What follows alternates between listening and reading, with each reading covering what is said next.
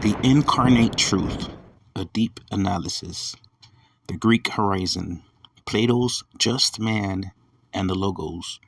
For the Greeks, the pinnacle of human achievement was the pursuit of erit, excellent virtue, through the use of the Logos. Defining the Logos. In Greek philosophy, the Logos was the divine reason or the underlying blueprint of the universe. It was the logic that kept the stars in their courses and the seasons in their cycles.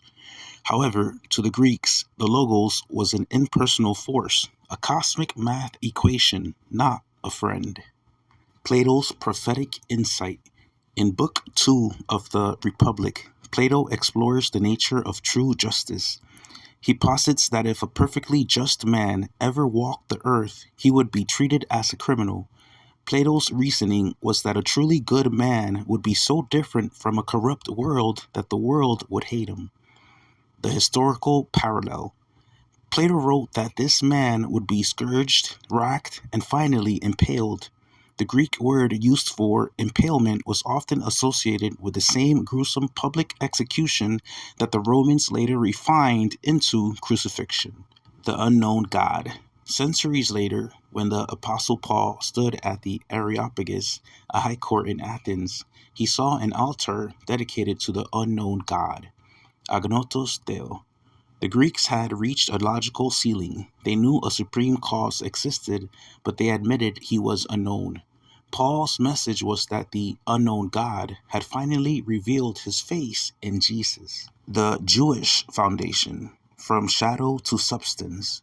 While the Greeks were reaching up through reason, the Jews were looking forward through revelation, direct communication from God. Defining the covenant. A covenant is more than a contract. It is a sacred family bond. The Old Covenant was established through the Mosaic Law, which used a complex system of animal sacrifices to teach the people that sin has a cost and life is in the blood. The type and shadow. The Bible describes the Old Testament rituals as types, symbols, or shadows that point to a future reality. Hebrews 10, verse 1.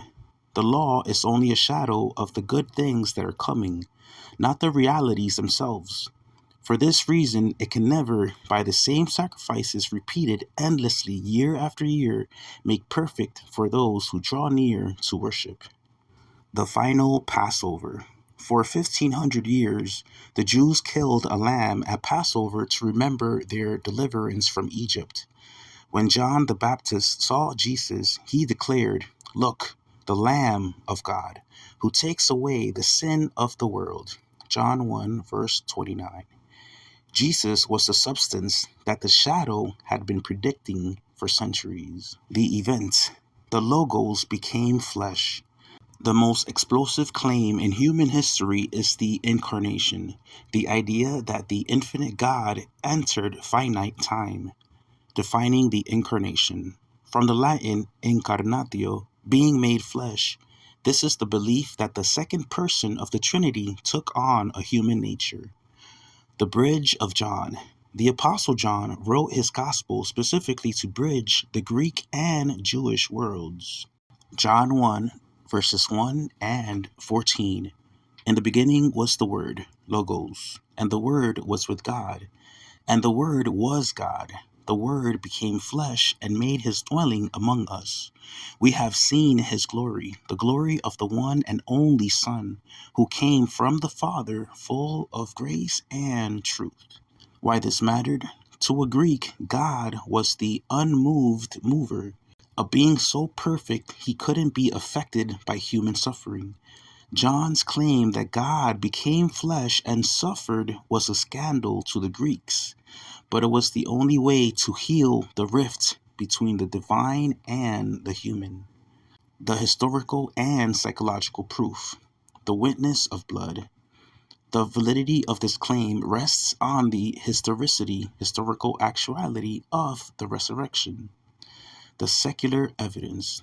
Tacitus, the Roman historian, around 116 AD, recorded that Christ suffered the extreme penalty under Pontius Pilate. Pliny the Younger, a Roman governor who wrote to Emperor Trajan, marveling at how Christians would sing hymns to Christ as to a god, and refuse to curse his name even under threat of death. The psychology of the apostles, the transformation. After the crucifixion, the apostles were hiding in fear. Suddenly, they emerged as the boldest men in Jerusalem. The logical argument: people will die for a lie they believe is true, but no one dies for a lie they know is a hoax. If the apostles had stolen the body, they would have known it was a lie. Yet every single one, except John, suffered brutal executions, stoning, flaying, and crucifixion, refusing to recant. A message of logic and faith. To the skeptic: if your logic is merely a product of monkey brain evolution, you have no reason to trust your own conclusions. But if you are made in the image of the Logos, your thirst for truth is a signal that truth exists. You are not an accident. You are a creature designed to recognize its creator. To the believer, you do not follow a hollow philosophy. You follow a historical reality that was foretold by the prophets and anticipated by the philosophers. 1 Corinthians 1 verses 22 to 24. Jews demand signs and Greeks look for wisdom, but we preach Christ crucified, a stumbling block to Jews and foolishness to Gentiles. But to those whom God has called, both the Jews and Greeks, Christ, the power of God and the wisdom of God. The world was changed because the truth stopped being an idea and became a person.